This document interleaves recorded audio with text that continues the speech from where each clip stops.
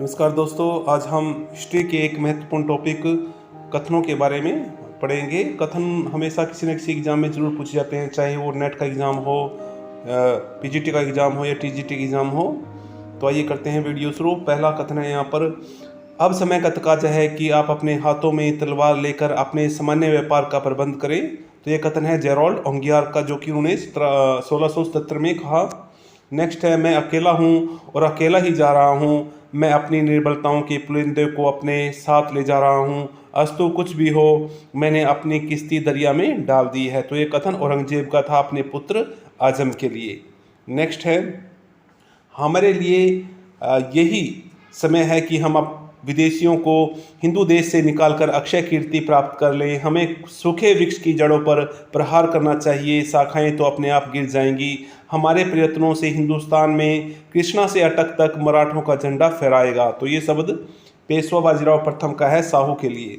Next है, तुम मराठा पताका को निश्चय ही हिमालय की चोटी पर फहराओगे, तुम वास्तव में योग्य पिता के योग्य पुत्र हो। तो ये कथन शाहू का है पेशवा बाजीराव प्रथम को उपरोक्त कथन के जवाब में।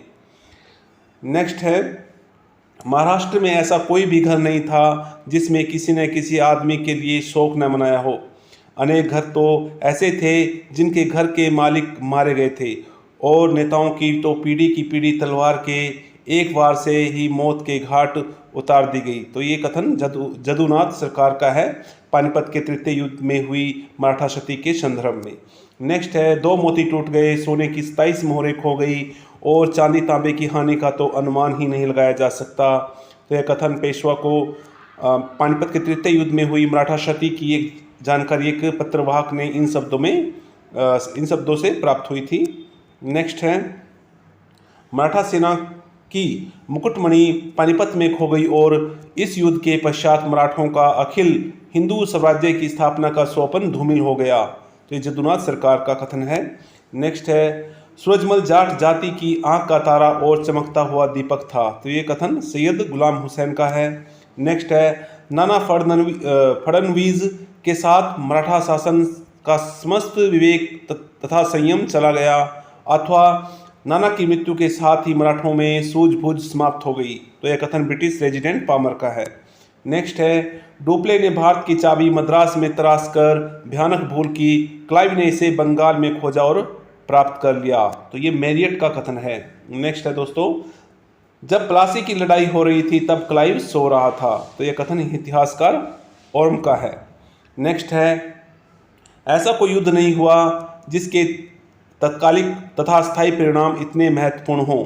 तो ये जेबी मलेशन का है प्लासी युद्ध के बारे में। नेक्स्ट है, प्लासी के युद्ध को हम निर्णायक युद्ध कह सकते हैं, परंतु कोई बड़ा युद्ध नहीं कह सकते। तो ये जेबी मलेशन का कथन है। नेक्स्ट है, प्लासी के युद्ध के बाद भारत के लिए शाश्वत दुख की काली रात का आरंभ हुआ। तो ये कथन है बंगाली कवि नवीन चंद्र सेन का। नेक्स्ट है, प्लासी का युद्ध एक सौदा था जिसमें बंगाल के धनी सेठों और मीर जाफर ने नवाब को अंग्रेजों के हाथ बेच दिया। तो ये कथन के.एम. पणिक्कर का है। नेक्स्ट है, 1765 से 1772 के दौरान कंपनी द्वारा स्थापित बंगाल का राज्य एक डाकू राज्य था। तो ये कथन के.एम. पणिक्कर का है। नेक्स्ट है, यह कथन पूर्ण रूप से सत्य है कि हमारे द्वीप ने शायद ही कभी ऐसे व्यक्ति को जन्म दिया होगा जो शस्त्र व राजनीति दोनों में क्लाइव से बड़ा हो। तो यह कथन लॉर्ड मैकाले का है।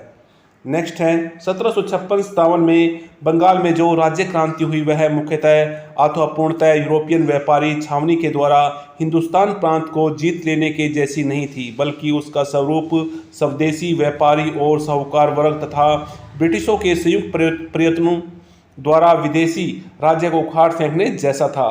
तो यह कथन पी. रॉबर्ट्स का है अपनी पुस्तक ब्रिटिश हिंदुस्तान का इतिहास में। नेक्स्ट, यदि अंग्रेजों को बंगाल की भूमि से बाहर किया जाए तो समुद्र में आग लग जाएगी। यह कथन अलीवर्दी खां का है।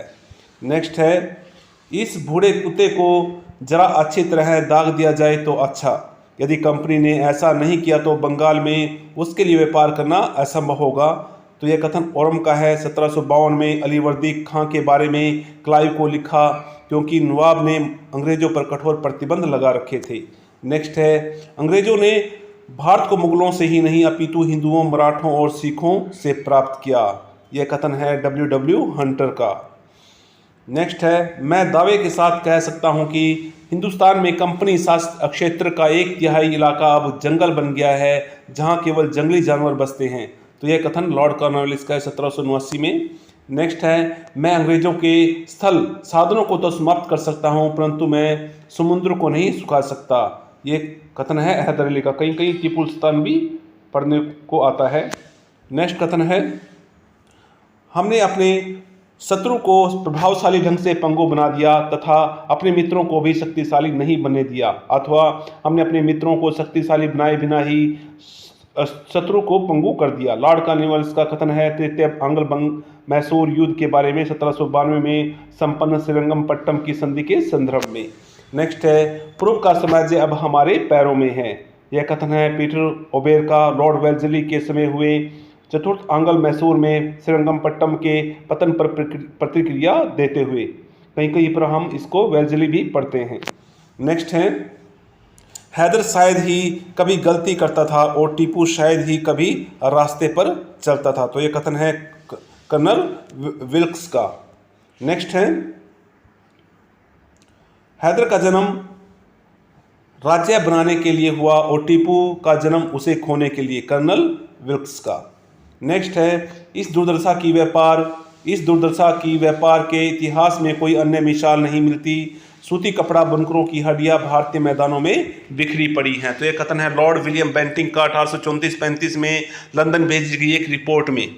नेक्स्ट है, मैं पूरे विश्वास के साथ कह सकता हूं कि इस धरती पर आज तक कोई भी सभ्य सरकार इतनी भ्रष्ट, इतनी विश्वासघाती और इतनी लुटेरी नहीं पाई गई जितनी 1865 से 1784 तक ईस्ट इंडिया कंपनी की सरकार थी। तो यह कथन है सर जॉर्ज कॉर्नवालिस का, फरवरी 1858 में हाउस ऑफ कॉमन्स में कहा।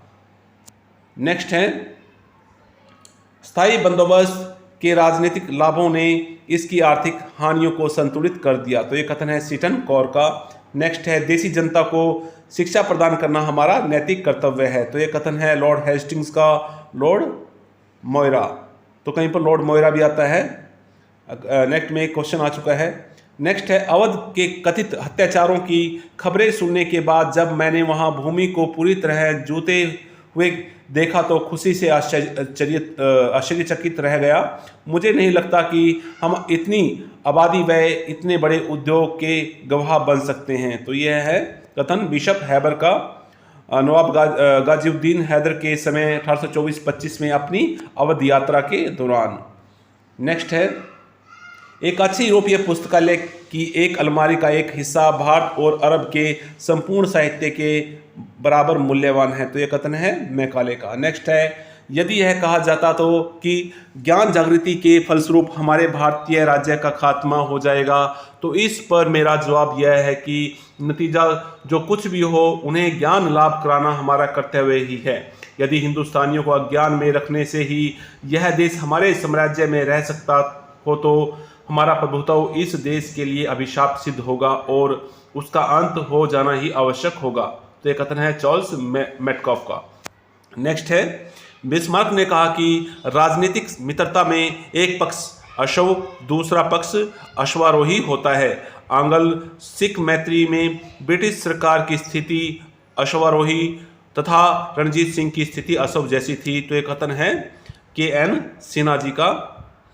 नेक्स्ट है, उसने अपने किसानों से अधिक राजस्व प्राप्त करने का प्रयास किया, किंतु वह उनके हितों की रक्षा भी करता था। अभियान के लिए जाने वाली सेनाओं को स्पष्ट आदेश था कि वे खेतों को नष्ट न करें। तो यह कथन है सर लेपल ग्रिफिन का, रणजीत सिंह की जीवनी में लिखा है। नेक्स्ट है, 81 लड़का लंबाई में भी कम था और मिसल के प्रतिनिधि के रूप में जाटों के बीच वह खिलवाड़ ही लगता था। तो यह कथन है गार्डन का। नेक्स्ट कथन है दोस्तों, ईश्वर की इच्छा है कि मैं सब धर्मों को एक निगाह से देखूं, इसलिए उसने मेरी दूसरी आंख की रोशनी ले ली। तो यह कथन है रणजीत सिंह का फकीर अजुद्दीन से कहा। नेक्स्ट है, सिंध को जीतना बुरा था किंतु उसे छोड़ देना उससे भी बुरा होता। तो ये कथन है ग्लेस्टन का। नेक्स्ट है, अफगानिस्तान से वापस आने के बाद अंग्रेज उस निर्दयी पुरुष की भांति बन गए जिनके गली में मार पड़ी हो और बदले में घर आकर वह अपनी पत्नी को पीटता है। एल्फिंस्टन का कथन है अफगानिस्तान में पराजय के बाद अंग्रेजों की सिंध विजय के बारे में। नेक्स्ट है, मैं तुम्हारे ऊपर तलवार से राज करूंगा या फिर कलम से, जॉन लॉरेंस। नेक्स्ट है, जब तक हम लोगों के रीति रिवाज न बदलें तब तक इस देश का हित नहीं हो सकता।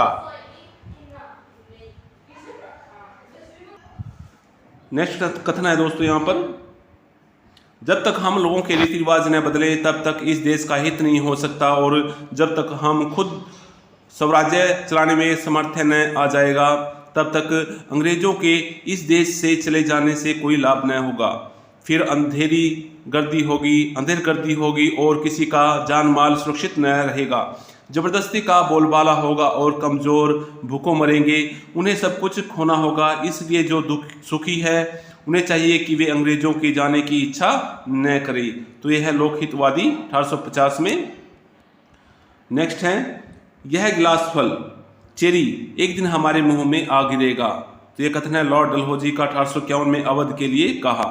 नेक्स्ट है, यह अंग्रेज घुसपैठिया था जिसने भारतीय खड्डी को तोड़ दिया और चरखे का नाश कर दिया।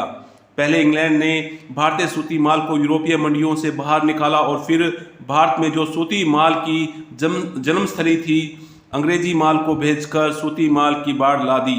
सूती कपड़ा उद्योग का नाश होने से कृषि पर बोझ बढ़ गया और अंत में देश अंकिंचन हो गया। यह कथन है कार्ल मार्क्स 1853 में। नेक्स्ट है, मैं बहुत थक गया हूँ और परेशान हूँ। मेरी पद मुक्ति के अतिरिक्त कोई इच्छा विचार या आवश्यकता नहीं है। मैं केवल अब इसी के योग्य हूँ। तो कथन है लॉर्ड डलहौजी का 1856 में अपने पद से कार्यमुक्त होने पर कलकत्ता में आयोजित विदाई समारोह में कहा। नेक्स्ट है, मैं कमजोर हो गया हूँ, दृढ़ता की शक्ति के अयोग्य हो गया हूँ। मेरी जड़वत नाक और मेरा गला मुझे कष्ट देते रहते हैं। भूख नहीं लगती, बस यह समाप्ति है। लॉर्ड डलहौजी 1857 में। नेक्स्ट है, परमात्मा ने हिंदुस्तान का विशाल साम्राज्य इंग्लैंड को इसलिए सौंपा ताकि हिंदुस्तान में एक सिरे से दूसरे सिरे तक ईसा मसीह का विजयी झंडा फहराने लगे। हम में से हर एक को अपनी पूरी शक्ति इस कार्य में लगा देनी चाहिए ताकि सारे भारत को ईसाई बनाने के महान कार्य में देश भर के अंदर कहीं किसी कारण जरा भी ढील न आने पाए। कथन है R.D. मैंगल्स का, ईस्ट इंडिया कंपनी के अध्यक्ष 1857 में ब्रिटिश संसद में कहा।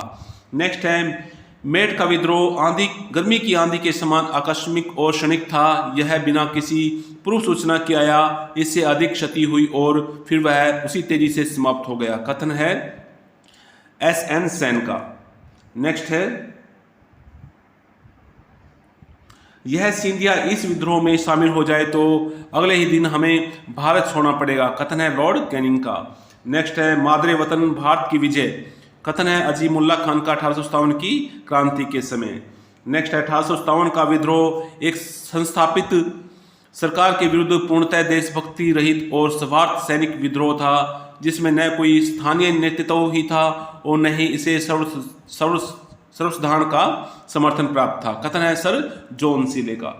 नेक्स्ट है, 1857 का विद्रोह जातीय तथा राष्ट्रीय था किंतु धार्मिक नहीं था। इसमें हिंदू मुसलमान मिलकर लड़े। मौलाना अबुल कलाम आजाद का कथन है S.N. सेन की पुस्तक 1857 की प्रस्तावना में। नेक्स्ट है, तथा कथित प्रथम राष्ट्रीय स्वतंत्रता संग्राम न तो प्रथम न राष्ट्रीय और न ही स्वतंत्रता संग्राम था। कथन है R.G. मजूमदार का। बहुत बार ये पूछा जा चुका है। आज का जो अंतिम कथन है वो है, इस मिसाल में हम मुसलमानों को हिंदुओं से नहीं लड़ा पाए। सर चार्ल्स एचिसन पंजाब के लेफ्टिनेंट गवर्नर रहे। एचिसन ने अपनी पुस्तक लॉर्ड लॉरेंस में 1857 की क्रांति के दौरान पाई गई हिंदू मुस्लिम एकता को रेखांकित करते हुए ऐसा लिखा है।